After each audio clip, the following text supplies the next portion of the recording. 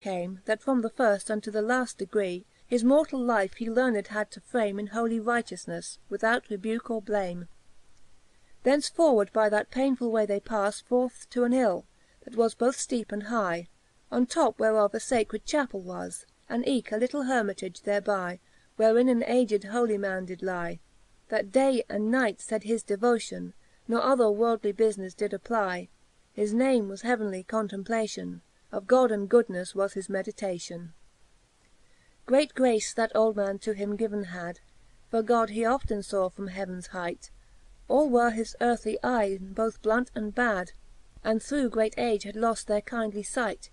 Yet wondrous quick and puissant was his spright, as eagles eye, that can behold the sun. That hill they scale with all their powre and might, that his fraile thighs nigh weary and fordone gan faile, but by her help the top at last he won. There they do find that godly aged Sire, with snowy lockes adowne his shoulders shed, as hoary frost with spangles doth attire the mossy branches of an oake half dead. Each bone might through his body well be read, and every sinew seen through his long faft, for nought he cared his carcaffe long unfed. His mind was full of spiritual repaft, and pined his flefh to keep his body low and chaft. Who when these two approaching he efpide, at their firft presence grew aggrieved fore, that forced him lay his heavenly thoughts afide. And had he not that Dame respected more, whom highly he did reverence and adore, he would not once have moved for the knight. They him saluted standing farre afore, who well them greeting humbly did requite, and asked to what end they clombe that tedious hight. What end, quoth fhe, could cause us take such paine, but that fame end which every living wight Should make his marke high heaven to attaine? Is not from hence the way, that leadeth right To that most glorious houfe, that gliftereth bright With burning starres and everlafting fire? Whereof the keyes are to thy hand behight By wise Fidelia? She doth thee require To shew it to this knight, according his desire. Thrice happy man, faid then the Father grave, Whofe ftaggering fteps thy fteddy hand doth lead, And fhewes the way, his finfull foule to fave. Who better can the way to heaven areed, Then thou thy felfe, who was both born and bred In heavenly throne, where 1000 Angels fhine? Thou doeft the prayers of the righteous feed Prefent before the Majefty divine, And his avenging wrath to clemency incline.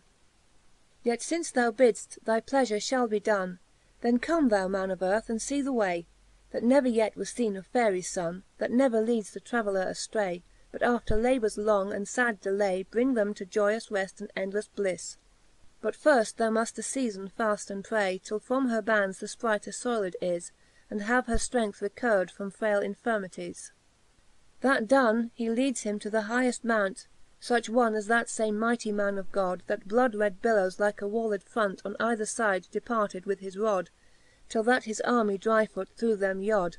Dwelt 40 dayes uppon, where writ in ftone With bloody letters by the hand of God, The bitter doome of death and balefull moane He did receive, while flashing fire about him fhone.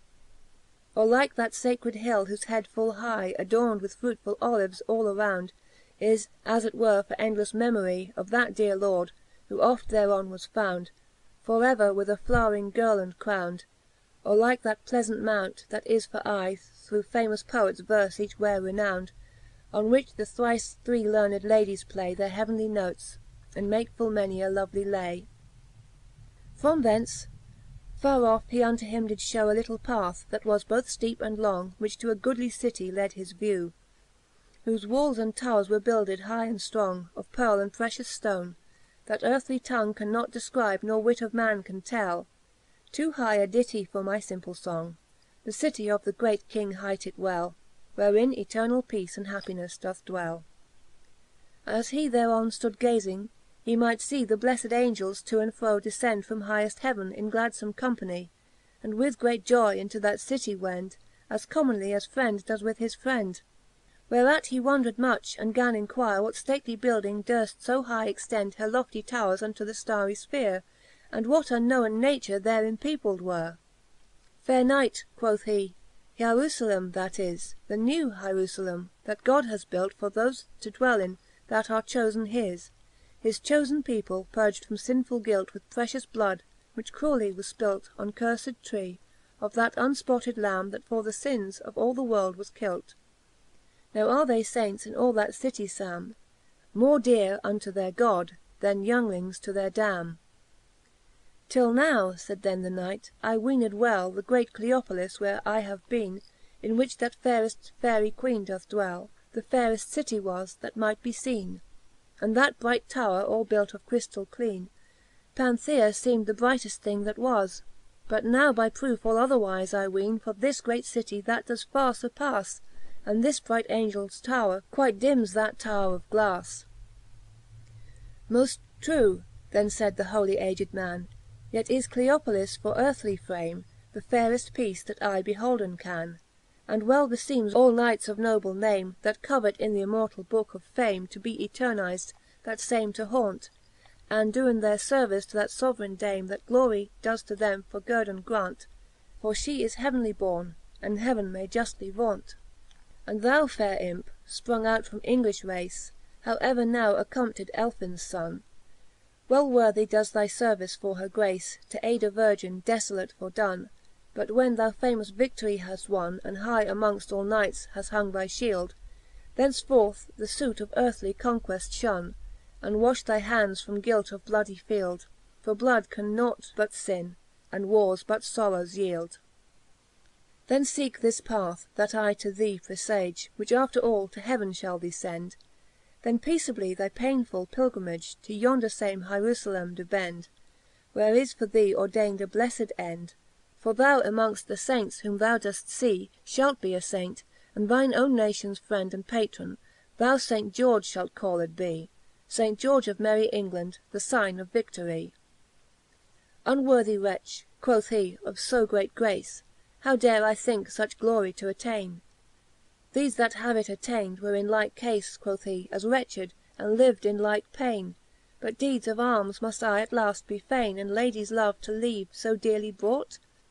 What need of armes, where peace doth aye remaine, Said he, and battailes none are to be fought? As for loofe loves they are vaine, and vanifh into nought. O let me not, quoth he, then turne againe Backe to the world, whofe joyes fo fruitlefle are, But let me here for aye in peace remaine, Or ftreightway to that laft long voyage fare, That nothing may my prefent hope empaire. That may not be, faid he, nor mayft thou yet Forgo that royal maids bequeathed care, Who did her caufe into thy hand commit, Till from her curfed foe thou have her freely quit. Then fhall I foone, quoth he, so God me grace, Abet that Virgins caufe disconsolate, And shortly backe returne unto this place, To walke this way in pilgrims poore eftate. But now aread, old Father, why of late Did thou behight me borne of English blood, Whom all a Faerie's fonne doe nominate? That word fhall I, faid he, avouchen good, Sith to thee is unknowne the cradle of thy brood. For well I wote, thou fpring'st from ancient race Of Saxon kings, that have with mighty hand And many bloody battles fought in place, High rear'd their royal throne in Britain land, And vanquifht them, unable to withftand.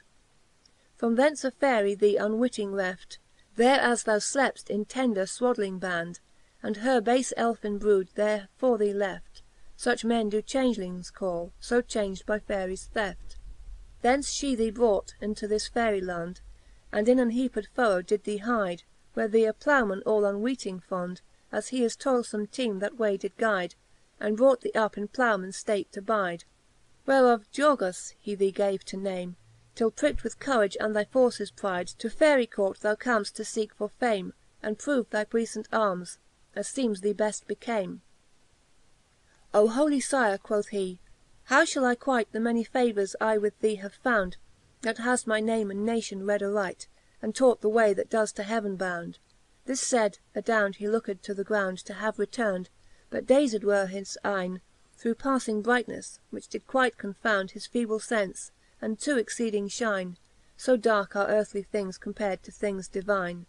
At laft, when as himfelfe he gan to find, To Una backe he caft him to retire, Who him awayted ftill with penfive mind. Great thanks and goodly meed to that good Sire He hence departing gave for his paines hire. So came to Una, who him joyd to see, And after little reft gan him desire Of her adventure mindfull for to be. So leave they take of Crelia, and her daughters 3. End of Canto 10, Book 1, the The Legend of the Knight of